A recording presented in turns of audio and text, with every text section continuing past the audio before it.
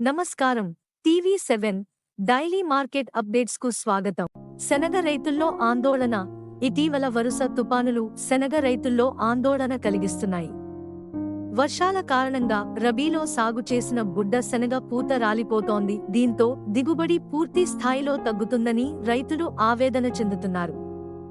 గతంలో వాతావరణంలో చోటు చేసుకున్న మార్పులతో మొగిలి ఏర్పడి పూత నల్లగా మారింది. తెగుళ్ల బారిన పడి కొంతమేర పంట దెబ్బతింది. ప్రస్తుతం తుపాన్ తాకిడికి పూత రాలిపోవడం మరో పెద్ద దెబ్బని చెప్పవచ్చు. పులివెందుల నియోజకవర్గంలో దాదాపు 42,000 ఎకరాల వరకు శనగ సాగు చేశారు.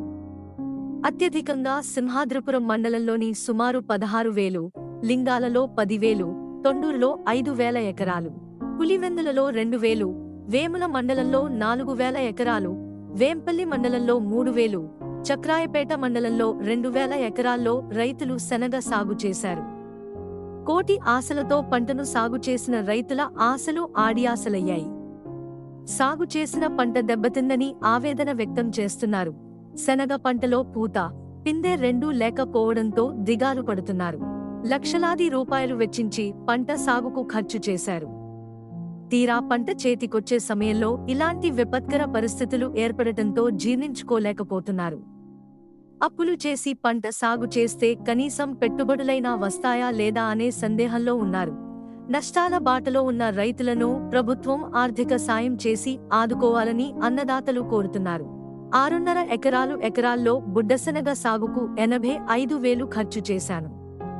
ప్రస్తుతం 20% కూడా పంట దిగుబడి వచ్చేటట్లు లేదు. పంటల సాగుకు దిగాలంటేనే భయమేస్తోంది. ప్రభుత్వమే ఆదుకోవాలి అని శనగ రైతు రామాంజనేయరెడ్డి కోరారు. లింగాల మండలం వర్షాలతో పూత రాలుతున్నాయి. ఇటీవల కురుస్తున్న తుపాన్ వర్షాలతో పూత రాలుతున్నదని, దీనివల్ల పంట దిగుబడి తగ్గే అవకాశం ఉంది. రైతులు నష్టపోయే విషయాన్ని అధికారులు ప్రభుత్వం దృష్టికి తీసుకువెళ్లి రైతులకు తగు న్యాయం జరిగేలా చూడాలి అని వేముల మండలం శనగ రైతు గంగమ్మ పేర్కొన్నారు. ఇలాంటి మరిన్ని అప్డేట్స్ కోసం వాచ్ చేస్తూనే ఉండండి టీవీ7.